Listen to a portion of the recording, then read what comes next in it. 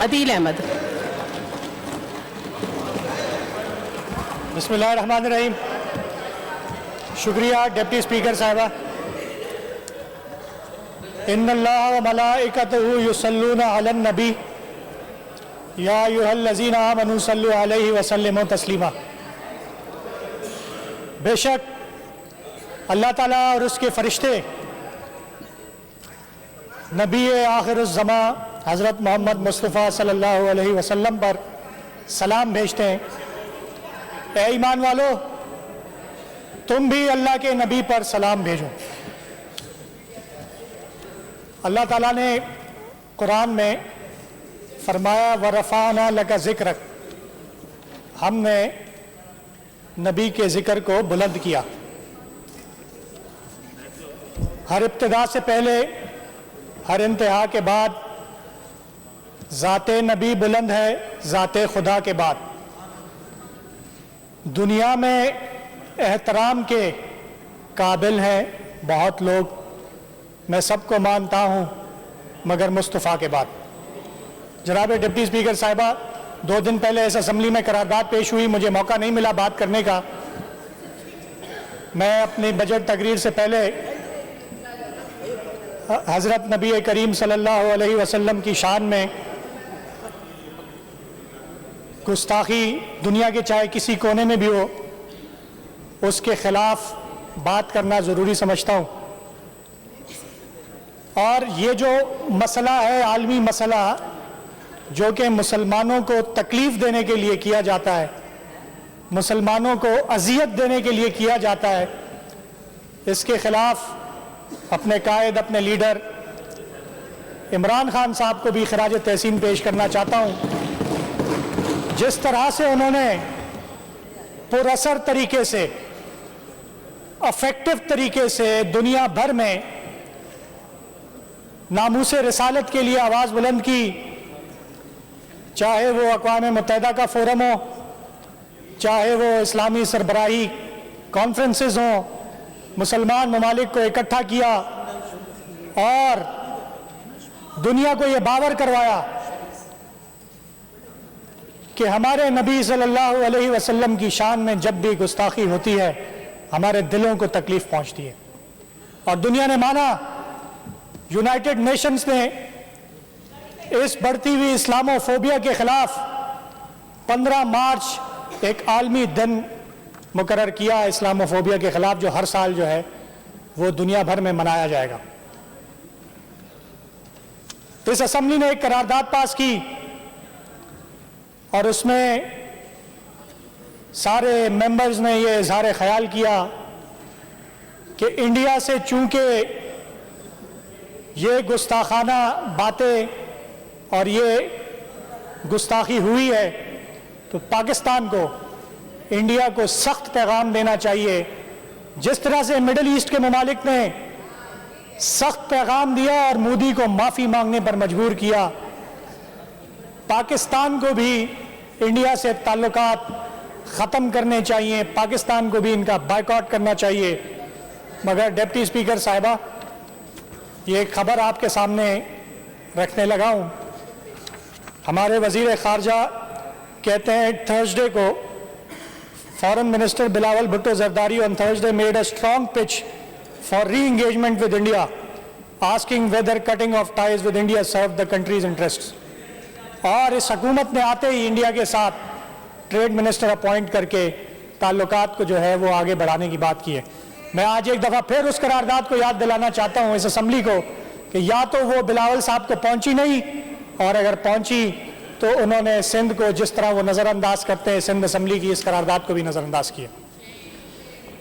Deputy speaker साहिबा, मैं दूसरा इंपॉर्टेंट इशू, अब बजट पे भी बात कर लें। बजट पे आ रहा हूँ।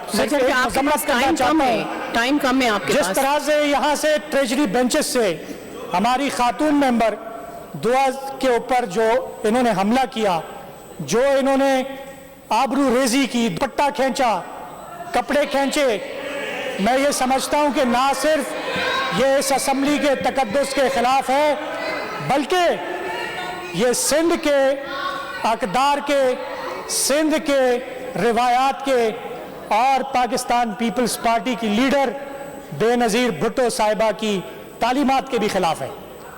मैं आपसे डिमांड करता हूं कि शिराजी साहब, मुनव्वर वसान साहब और कुलसुम चानियों को कम अज़ कम आप डी सीट नहीं करते तो असेंबली से सस्पेंड ज़रूर करें। इनको सज़ा मिलनी चाहिए ताकि आइंदा किसी के साथ इस तरह की हरकत ना की जाए। डिप्टी स्पीकर साहब, मैं बजट की तरफ आता हूँ। बजट की तरफ आए आप, बजट की तरफ। हमारे सूबे में बजट आया एक दफ़ा फिर, और बजट अपने साथ पहले से महंगाई लेकर आया है। इस इंपोर्टेड हुकूमत के आते ही 2 माह के अंदर अंदर पेट्रोल की कीमत 84 रुपये फी लीटर बढ़ाई, डीजल की कीमत 119 रुपये फी लीटर बढ़ाई, खाने के तेल की कीमत 225 रुपये फी लीटर बढ़ाई। मैडम स्पीकर साहिबा, बिजली के यूनिट 13 रुपये फी यूनिट बढ़ा दिए। गैस की कीमत 45% इजाफा किया। मैडम स्पीकर साहिबा, डॉलर जो है वो 209 रुपये ऑफिशियली जो है वो पहुंचा है, और जो ब्लैक मार्केट में बिक रहा है उसकी अलग बात है। मैडम स्पीकर साहिबा, आटे की कीमत उठा के देख लें, 300 400 रुपये फी थैला जो है आटे का बढ़ा। आपके आने से, इंपोर्टेड गवर्नमेंट के आने से, आप गोश्त की कीमत देखें 1800 1900 रुपये पे पहुंची। मुर्गी जो इनका कारोबार है उसको डबल कर दिया। सीमेंट सरिये को देख लें कि 2.5 लाख रुपए पे टन जो है वो सरिया पहुंचा दिया। सीमेंट 1200 की बोरी क्रॉस कर दी।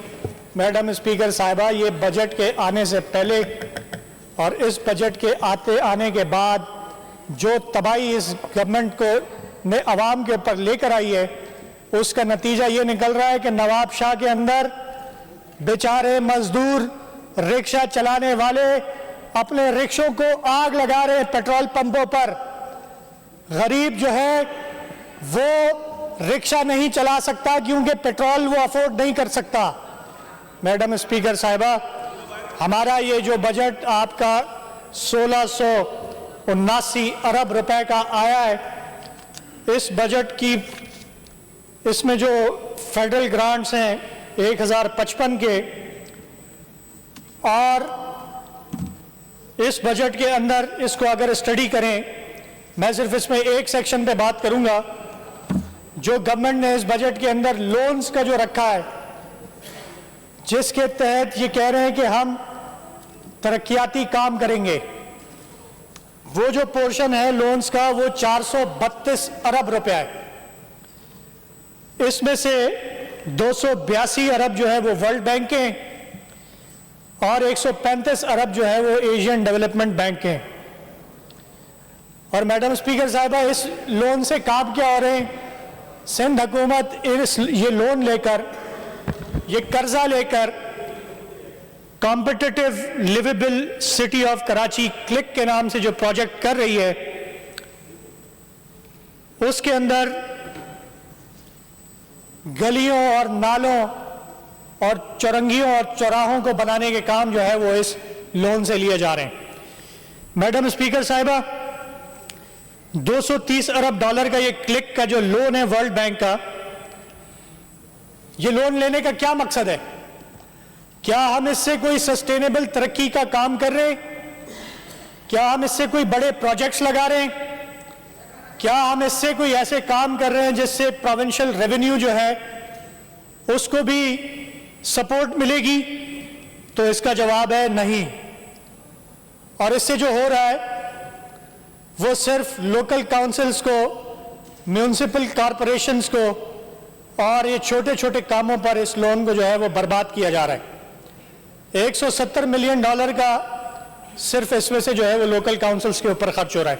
एक और प्रोजेक्ट है कराची नेबरहुड इंप्रूवमेंट प्रोजेक्ट, निप के नाम से, ये 86 मिलियन डॉलर का प्रोजेक्ट लोन है। ये भी वर्ल्ड बैंक से लिया गया है।